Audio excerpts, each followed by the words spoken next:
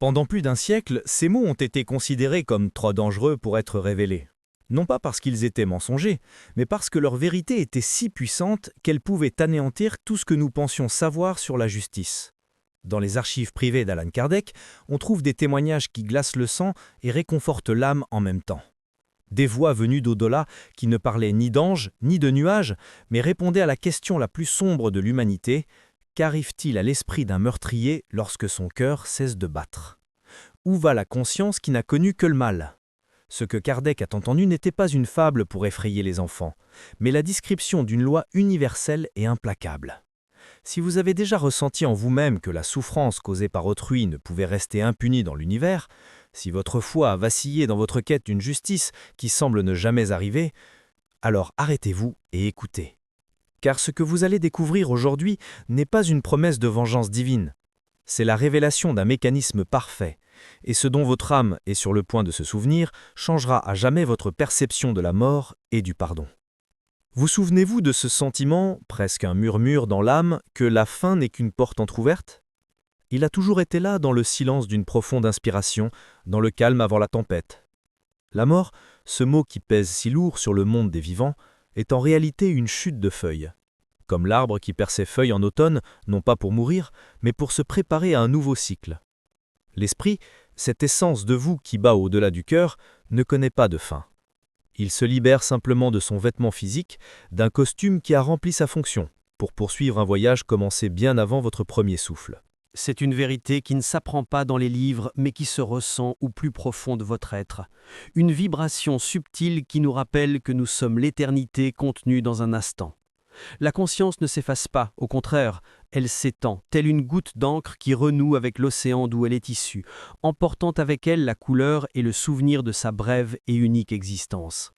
Imaginez un instant l'instant précis où le dernier souffle s'échappe. Ce n'est pas un vide, absolument pas. C'est une libération. La conscience, auparavant perçue par les cinq sens, commence à s'éveiller à une nouvelle façon de ressentir, de voir et d'être. C'est comme avoir vécu toute une vie dans une pièce sombre et soudain quelqu'un ouvre une fenêtre. Au début, la lumière peut être aveuglante, les sons de l'autre côté peuvent troubler, mais peu à peu, l'âme s'acclimate. Elle commence à reconnaître la mélodie de sa propre vibration, sans l'interférence du corps. C'est la première étape de l'éveil, une redécouverte de son identité au-delà du nom et de la forme. La mort n'est pas une absence, mais une présence plus pure, un retour à l'état originel de l'esprit où la vérité de qui nous sommes vraiment commence à se révéler sans voile, sans masque. C'est une réunion avec sa propre essence. Cette compréhension n'est pas nouvelle. Des hommes comme Kardec ont consacré leur vie à construire un pont entre les deux mondes, à traduire les murmures de ceux qui les avaient déjà traversés. Ils ne s'exprimaient pas par théorie, mais par la mémoire vivante d'esprits qui, libérés des souffrances terrestres, cherchaient à partager le calme de cette vérité. La vie continue. L'évolution est une loi immuable de l'univers, et la mort n'est que l'un de ses mécanismes les plus sacrés. C'est le creuset où l'âme se purifie, où l'expérience se distille en sagesse. Chaque vie, avec ses joies et ses peines, a une signification profonde dans cette grande tapisserie. Et en franchissant cette frontière, l'esprit trouve non pas un jugement, mais un miroir, un espace de profond silence où il peut, enfin, contempler le chemin parcouru et comprendre la raison de chaque pas. Imaginez votre propre existence comme un fleuve coulant vers la mer. Le corps et le rivage qui le façonnent, le contient et le guide à travers vallées et montagnes. La mort n'est que le moment où le fleuve atteint son embouchure. Cessera-t-il d'être un fleuve? Non. Il deviendra océan, il rejoindra l'immensité qui fut toujours sa destinée. Là, la conscience individuelle ne se perd pas, mais s'enrichit, partageant ses eaux avec toutes les autres âmes qui ont fait le même voyage. C'est une communion silencieuse, un état de présence élargi. Ce processus est aussi naturel que la nuit succède au jour, que l'inspiration succède à l'expiration. C'est le rythme cosmique de l'existence. Une danse éternelle dont nous faisons tous partie, même si, parfois, dans le bruit du monde, nous en oublions la musique. Et c'est dans cette immensité, dans ce silence océanique que l'âme commence à se souvenir, non pas avec son esprit, mais avec tout son être. Elle se souvient des promesses qu'elle s'est faites avant sa naissance, du but qui l'a poussée à s'immerger à nouveau dans l'expérience matérielle. Ce n'est pas une fin, mais le véritable début de l'éveil. C'est le moment où le voile tombe des yeux et où l'esprit se prépare à la prochaine étape de son évolution. Car, une fois libéré du poids de l'oubli, l'âme affronte la plus honnête des conversations. Un dialogue intime et profond avec sa propre conscience, où chaque action, chaque intention et chaque sentiment seront doucement illuminés par la lumière de la vérité. Un processus qui ne cherche pas à punir, mais à enseigner. Dans ce profond silence qui suit le détachement, l'âme se retrouve face au plus intime des miroirs, sa propre conscience. Ah, mais ce n'est pas un reflet froid et inerte, c'est un miroir vivant, respirant et sensible. La vie terrestre n'est pas projetée comme un film regardé depuis un fauteuil, mais revécue de l'intérieur, avec une intensité que la mémoire humaine ne saurait contenir. Chaque mot, chaque geste, chaque intention silencieuse, tout revient. L'esprit se replonge dans les eaux de sa propre existence. Mais cette fois, il ressent non seulement sa part, mais l'écho de chaque vibration qu'il a émise. Ce n'est pas un jugement imposé du ciel, c'est la vérité nue de l'âme qui se parle à elle-même, une réunion inévitable avec ce que l'on a été. C'est le véritable éveil, souvent douloureux, à la réalité de ses propres semailles, une étape cruciale sur le long chemin de l'évolution. Et c'est là que réside le nœud du problème, le cœur de la justice divine, qui n'est autre que la loi de l'amour en action. Revivant ses actes, l'esprit qui a semé la souffrance non seulement s'en souvient, mais la ressent. La conscience s'élargit pour englober la douleur d'autrui comme la sienne. La larme qu'il a creusée brûle désormais son propre visage spirituel. L'angoisse qu'il a causée à une autre âme opprime désormais son propre être. Imaginez la puissance de cette expérience. Il n'y a ni bourreau ni démon, seulement la conséquence naturelle de ses propres actions. C'est l'univers qui enseigne l'empathie, de la seule manière qu'une conscience endurcie puisse apprendre. Le but n'est pas la punition, mais la compréhension. C'est par ce baptême du feu et de la vérité que l'âme commence à aspirer, peut-être pour la première fois, à un autre chemin. Cette phase que de nombreux esprits ont décrite à Kardec avec une honnêteté déconcertante est un remède amer mais nécessaire. C'est le moment où le voile de la justification et de l'ego est complètement déchiré. Sur Terre, l'esprit est habile à inventer des excuses, à blâmer les autres et à tisser des récits pour s'absoudre. Mais après la mort, en la pure présence de l'esprit, seule la vérité demeure. La vibration de chaque action est indéniable. L'âme perçoit avec une clarté absolue comment ses choix ont affecté la trame délicate de la vie, comment un seul fil conducteur du mal peut détruire l'harmonie qui l'entoure. Tel est le véritable sens du jugement dernier, un jugement qui ne vient pas de l'extérieur, mais émane de sa propre conscience, confronté, sans filtre, à la lumière de ce qui est véritablement. Dans cet état de révision, l'esprit se retrouve dans un silence absolu. Il n'y a personne à qui expliquer quoi que ce soit, personne à impressionner. Seule demeure sa propre histoire. C'est un moment de profonde solitude, mais non d'abandon. C'est la solitude nécessaire à la germination de la semence du repentir. Pour l'âme qui a vécu dans les ténèbres, cette lumière de vérité peut être insupportable. Elle revit non seulement l'acte, mais aussi l'intention qui l'a motivé, l'envie, la haine, l'indifférence. Et ce faisant, elle comprend enfin l'ampleur de sa déconnexion de la source de vie, du but sacré de sa propre évolution. C'est une souffrance qui purifie, qui brûle les scories et expose le cœur de l'esprit, aspirant à la rédemption. Et c'est l'état résultant de cette immersion dans sa propre vérité qui commence à façonner le paysage que l'âme percevra autour d'elle. La vibration de son repentir ou de sa rébellion persistante devient l'atmosphère qu'elle respire. Il n'y a pas de destination prédéterminée, mais un champ de résonance. L'esprit est attiré, par une loi naturelle d'affinité, vers des lieux et des consciences qui vibrent à la même fréquence que lui. Ainsi, le voyage ne s'achève pas avec ce retour en arrière. En fait, il ne fait que commencer. La manière dont l'âme gère ses retrouvailles avec son passé définit le premier pas vers sa nouvelle réalité. Un chemin qui peut la mener vers les ténèbres de sa propre création ou vers les premières lueurs d'une aube nouvelle. Une fois que la conscience a revécu la vérité de son passé, sa propre vibration devient sa boussole et son lieu d'habitation. Pour l'âme qui s'accroche à la haine, à la cruauté, qui refuse de se libérer des chaînes de l'égoïsme, l'univers spirituel n'inflige pas de châtiment, il reflète simplement son propre paysage intérieur. Ce sont ce qu'on appelle des zones d'ombre, mais quel nom subtil pour une expérience aussi profonde. Ce ne sont pas des lieux géographiques, mais des états d'être. Imaginez un monde né de sa propre souffrance, un crépuscule perpétuel où la lumière de l'amour ne peut pénétrer, car son propre esprit lui est devenu opaque. Là, dans un silence hurlant, l'âme rencontre sans cesse les fantômes de ses propres créations, revivant en boucle la douleur qu'elle a causée, non comme une leçon, mais comme une obsession. Elle n'est pas prisonnière d'un Dieu vengeur, mais d'elle-même. D'autres âmes, dont la conscience était farouchement ancrée dans les passions terrestres, connaissent un destin différent, quoique non moins pénible. Après la mort de leur corps, leur esprit refuse la transition. Elles restent prisonnières des fils invisibles de leurs vices, de leurs attachements matériels, de leurs affections possessives. Elles deviennent des esprits errants, errants comme des ombres parmi les vivants, tentant en vain de retrouver la chaleur d'une étreinte, le goût d'un verre de vin, le pouvoir qu'elles possédaient autrefois. Leur présence est souvent une brise froide, une lourdeur dans l'air. Ce sont des âmes en état de profonde confusion et de déni, suspendues entre deux mondes, n'appartenant à aucun. Ce n'est pas une punition, mais la conséquence directe d'avoir placé tout le sens de leur existence dans l'éphémère, ignorant l'appel éternel de leur propre évolution. Mais qu'advient-il de l'âme dans laquelle, après un examen douloureux, jaillit une étincelle, si infime soit-elle, de repentir sincère? Pour elle, le chemin est différent. Elle n'est pas plongée dans les ténèbres perpétuelles, mais plutôt attirée vers ce que nous pourrions appeler un purgatoire spirituel. Oubliez les images de feu et de tourment, imaginez plutôt un hôpital pour l'âme, un atelier de reconstruction de la conscience.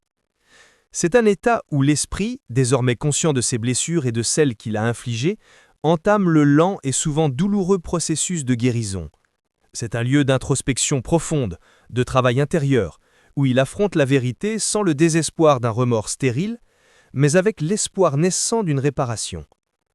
Comme nous l'a enseigné Kardec, il n'y a pas de damnation éternelle, seulement une pause nécessaire pour que l'esprit retrouve le chemin de la lumière.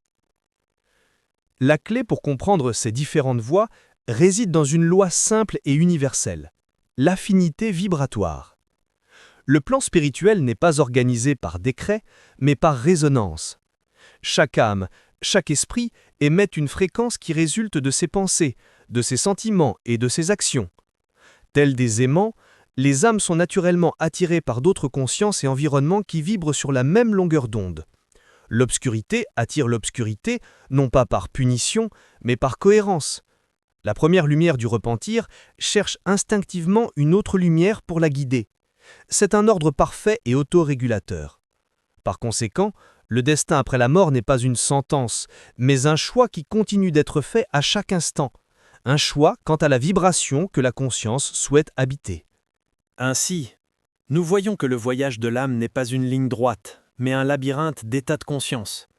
Chacune de ces destinations, qu'elle soit dans l'ombre volontaire, dans une errance sans but ou au seuil de la guérison, n'est pas une station finale.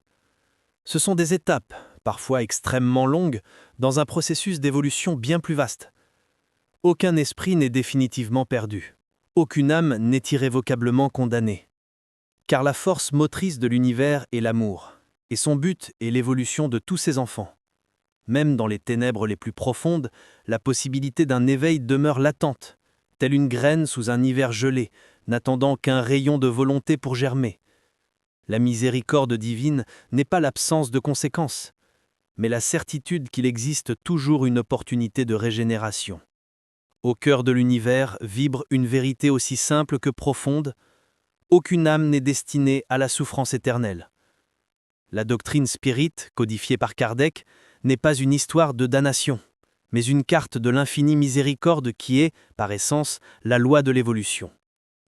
Imaginez cette âme, perdue dans l'ombre de sa propre création. Il arrive un moment, né de l'épuisement de la douleur ou d'un éclair de souvenir, où, dans son silence intérieur, un soupir surgit, un premier et authentique désir de changement. Ah, cet instant est sacré. Cette faible vibration de repentir sincère, si faible soit-elle, est comme un appel dans l'immensité. Il n'est pas nécessaire qu'elle crie. L'univers spirituel, dans son infinie sensibilité, l'entend. Car la rédemption n'est pas quelque chose qui s'accorde d'un trône lointain. C'est un processus qui commence au plus profond de la conscience. Et lorsque cet appel est lancé, l'aide arrive toujours.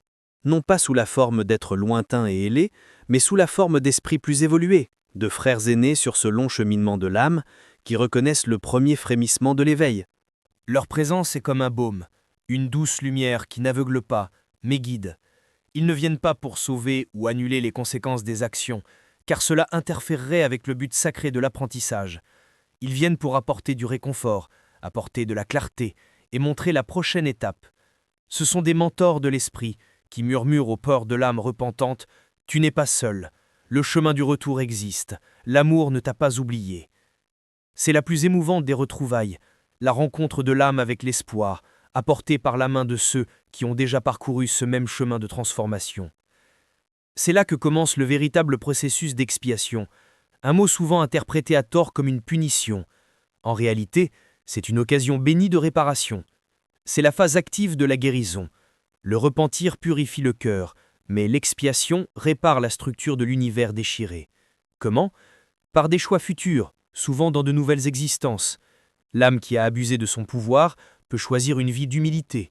L'esprit indifférent à la souffrance d'autrui peut chercher à naître dans des conditions qui lui enseignent l'empathie de la manière la plus directe. Il ne s'agit pas d'un œil pour œil, mais d'une leçon d'amour parfaitement conçue par sa propre conscience, avec l'aide de ses mentors, pour sa propre évolution. L'expiation, c'est l'âme qui dit « Maintenant que je comprends la vérité de mon erreur, je choisis activement de créer le bien que j'ai autrefois détruit. » Ce processus transforme la nature même de la souffrance. La douleur cesse d'être une punition stérile et devient un outil de croissance, le ciseau qui sculpte le chef-d'œuvre spirituel. Le souvenir des fautes passées ne demeure pas un fardeau de culpabilité, mais une boussole qui nous permet de ne plus jamais nous égarer. C'est l'alchimie divine à son paroxysme, le plomb de l'erreur transmuté en or de la sagesse. Chaque acte de réparation, chaque choix de l'amour plutôt que de l'égoïsme élève la vibration de l'âme, la rapprochant toujours plus de sa véritable essence. Le but de la vie et de la multiplicité des vies se révèle alors avec une clarté cristalline, non pas accumuler, mais aimer, non pas conquérir, mais servir, non pas éviter la douleur, mais en tirer des leçons. Et cette loi de régénération et de progrès n'agit pas uniquement sur le plan spirituel après la mort, elle est active ici et maintenant, à chaque battement de cœur de votre vie. Chaque pensée que vous choisissez, chaque mot que vous prononcez, chaque geste de bonté ou d'indifférence est une vibration que vous émettez, une cause qui aura inévitablement son effet. Vous, en cet instant même, tissez le paysage de votre avenir spirituel. Vous n'êtes pas victime du destin, mais l'artiste de votre propre évolution. Et en comprenant cela, une question naturelle et puissante se pose. Si ces lois sont si actives et présentes, comment pouvons-nous, au quotidien, y harmoniser notre énergie ? Comment pouvons-nous commencer à vivre d'une manière qui non seulement assure notre paix future, mais contribue aussi à la guérison du monde qui nous entoure ? Une vérité lumineuse se révèle alors. Nous ne sommes pas de simples spectateurs de ce drame cosmique, mais des participants actifs, co-créateurs de notre réalité spirituelle à chaque instant. La clé réside dans ce que l'on pourrait appeler l'hygiène de l'âme. Imaginez votre conscience comme un jardin. Chaque pensée, chaque émotion est une graine que vous y plantez. La peur, le ressentiment et l'envie sont des mauvaises herbes qui, en poussant, non seulement assombrissent votre paysage intérieur, mais par une loi vibratoire, attirent les esprits qui partagent cette même énergie. À l'inverse, la gratitude, la compassion et le pardon sont des fleurs qui embaument votre être et dont le parfum attire la présence de guides et de protecteurs.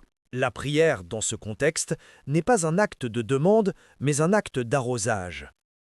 Méditer ne consiste pas à vider l'esprit, mais à créer un silence fertile où la vérité de votre esprit peut être entendue. Grâce à cette pratique, nous développons naturellement le discernement spirituel. Il ne s'agit pas de craindre l'obscurité ou de lutter contre les influences négatives. Absolument pas. Il s'agit d'illuminer votre propre lumière avec une telle intensité que les ombres ne trouvent aucun endroit où se projeter. Imaginez votre présence comme une sphère de lumière dorée.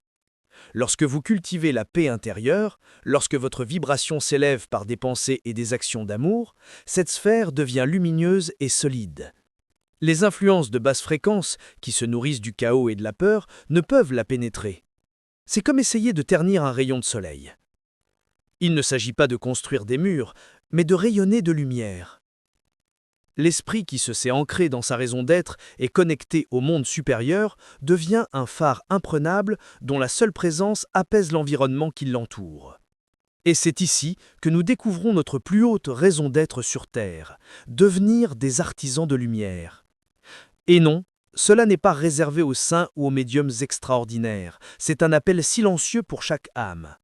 Cela commence par les plus petits gestes. La véritable charité ne consiste pas seulement à donner ce qui reste, mais à offrir sa présence attentive, son écoute sans jugement, sa parole réconfortante. Le pardon n'est pas un cadeau que l'on fait à quelqu'un qui nous a offensés, mais l'acte de libérer son esprit des chaînes du ressentiment. Chaque fois que vous choisissez la patience plutôt que la colère, l'espoir plutôt que le désespoir, vous accomplissez un acte de magie spirituelle d'une immense puissance. Vous ancrez un point de lumière sur la planète, contribuant ainsi à élever la vibration collective.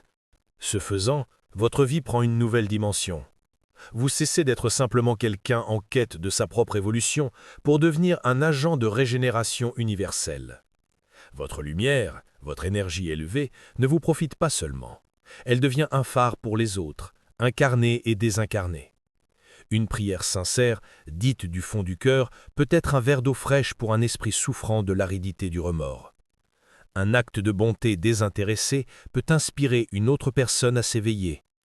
Les enseignements que Kardec et tant d'autres nous ont légués ne doivent pas être conservés comme un trésor intellectuel, mais vécus, pour être la vérité qui transparaît dans nos actions. C'est la réunion définitive, celle de notre petite volonté avec le grand plan d'amour de l'univers.